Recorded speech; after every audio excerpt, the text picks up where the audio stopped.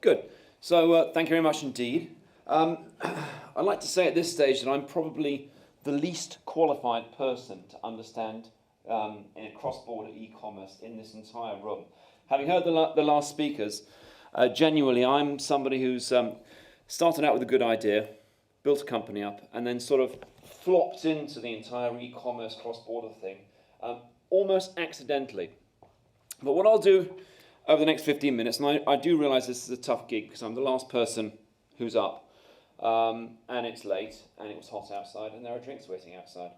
What I will do is I'll talk you through our journey, and I'll tell you a little bit about Green Man Gaming, where we came from, what we do. I'll tell you about our outstanding international retail strategy that we had at launch. I'll then tell you about what we're doing right now. And then I was asked to talk a little bit about some of the things that we're seeing in the market, some of the things that impact us around cross-border e-commerce. So, a bit about Green Man Gaming first of all. The short story around Green Man Gaming is that we sell computer games. However, there's a bit more to it than that, and obviously selling digital computer games is a very, very simplistic way of looking at exactly what we do. If I were talking to the financial community, I'd say what we are really is a data-driven e-commerce platform. And what we have is three key components in Green Man Gaming. We've got our community, which is called Playfire. And what this community does is it allows gamers to be able to communicate with each other, and it allows us to be able to track the data that those customers are generating online. So a customer goes online, a customer plays a game, and we can track that data, and we take that data back to the second part of our proposition, which is our data repository. And in our data repository, we gather all the information in about the customer, regardless of where they are, and we mold it, and we shape it, and we drive it through to the third part of our proposition, which is our e-commerce platform, Green Man Gaming. The e-commerce platform, quite simply, sells games. So, how's that planning out for us so far? Well, right now our community has around about 4 million core gamers in it. And these core gamers spend, give or take some change, around about $60 a month on their gaming hobby, and they will buy a product every 47 days.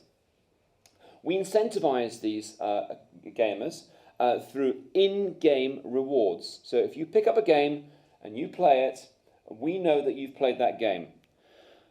And we can incentivize you against that with the help of our publishers or on our own. We also have 750 streamers, or Twitch streamers or YouTubers, who on their own websites or on Twitch or on YouTube have around about 24 million unique visits a month across their propositions, and we contract these guys exclusively. All of this data, all of this information, we then gather and we put it into our Hadoop cluster up in the cloud, and we slice it and we dice it. And if you are one of our 4 million customers who are interacting with our community, we know when you started playing a game, when you finished playing a game, how well you did in that game. When you put the game down, did you buy the game as a premium price product based upon the price point, or did you buy the game as a thrift-based product? We are tracking over 6,000 individual games in 198 million or 198 million games in gamers' accounts around the world. And we track that data every 20 minutes.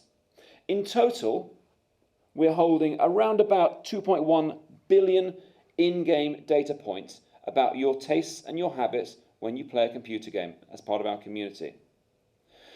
And all of that data, all of that information allows us to get an understanding about our customers when they tap on the door and when they come onto our e-commerce platform. We know exactly every single game that they have ever played, regardless of whether they purchased it from Green Man Gaming or not. We know whether they enjoyed playing it. We know how long they played that game for. We know how many achievements they scored in that game. We know everything about the profile of the customer coming on. And when they come into Green Man Gaming, what do? We sell them a game. We sell them a game from one of 400 publishers, 5,500 digital products. Those games are multi-platform, so we have 7 different flavors of PC games, we have Mac games, we have Xbox, we have PlayStation, and in a week's time we're going to switch on Nintendo digital products. And as a company, and as an e-commerce platform, we've had significant 50% year-on-year growth since 2010. And we've had significant recognition for what we've done. Over the last couple of years, we've received recently an e-commerce award for entrepreneurial e-commerce online. We're the pure play e-tailer of the year. We're a Red Herring 100 finalists globally. And one that I'm particularly proud of is we are part of the Future 50 program. So we are one of the 50 companies that the British government thinks we will IPO or will IPO in the next 3 years. So, obviously, with that first couple of slides, we had a very, very well, carefully defined, laid plan. And the best laid plans always, as any entrepreneur will tell you, come down to the business plan. Our business plan, may I say, was, beyond any shadow of a doubt, outstanding. I know this because I wrote it myself. After many hours, many days and weeks of beating my brow about what we should do and how we should do it, I came up with the Green Man Gaming business plan. I also, Raimondo, you like this, I came up with the Green Man Gaming logo. We're a long way away from that, and you pick this off the floor now, off the floor. So, with our business plan, with our seed funding, after months of work, weekends, late nights, 46 days straight, my team worked to deliver the Green Man Gaming plan. And that plan was outstanding. And what it revolved around from an international perspective was, we were going to do the UK. Then we were going to do Northern Europe, but not too soon, 18 months at least. I then mentioned as a footnote, we were going to go into the US market against the wishes of my non-executive directors. We're going to go into the US market in 3 years.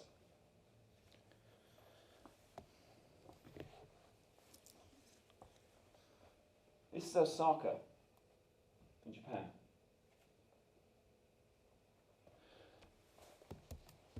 We sold 400 games in Osaka in the first 6 hours of Green Man Gaming going live.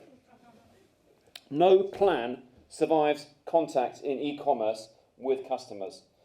As soon as this happened, that entire chapter that I was so proud of in my business plan went straight out and straight in the bin. The short answer is, we didn't plan to be an international online retailer. We became an international online retailer because we had to.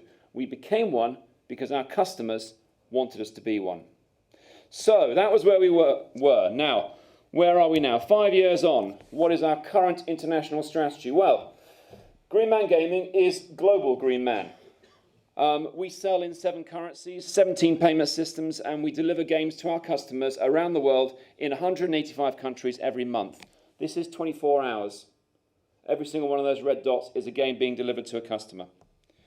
We even sold a game last month in Micronesia. Now, who knows where Micronesia is? Be honest? No? Ah, good man, over there. Micronesia is 2,000 miles away from Vanuatu. Anyone know where Vanuatu is? Okay, we sold 2 games in Vanuatu last month, as well as the 1 game in Micronesia. Our platform is global. Okay, our customer base is global. We sell into the 5th largest economy in the world, which is the online economy, and we're a pure play digital retailer. The spread of our customer base, loosely speaking, proportionately, is around about 8% in the UK, 26% rest of Europe, 40% US, and 24%, give or take some change, rest of world. The rest of world is the piece that is growing the fastest for us, which is remarkable. For our perspective, being the most ignorant person about e-commerce here, being local is absolutely critical in the global market. And the three key things, 3.5 things that are our mantra around delivering a global service are the following. First of all, currency. The Boston Consulting Group did a lovely piece, a paper a couple of years ago, which was around Australian buyers and whether Australian buyers had a higher propensity to purchase a product in USD or Aussie dollars. And actually, what the paper showed was that Australian buyers, even though the Aussie dollar price was 30 to 40% higher in real terms than the USD price, they still had a significantly higher propensity to want to purchase in their own currency. You have to give customers their own currency in order to be able to get them to purchase from you. We sell games in Russia. Russia is our number 2 country in the world right now, after the US. We turned Russia on. When we turned Russia on, they were 82 out of 185 countries. They're now number 2. We offer rubles and we offer 4 local payment systems. It is critical. Payment systems, payment systems, payment systems, payment systems. Your customers cannot buy something from you if they can't pay for it.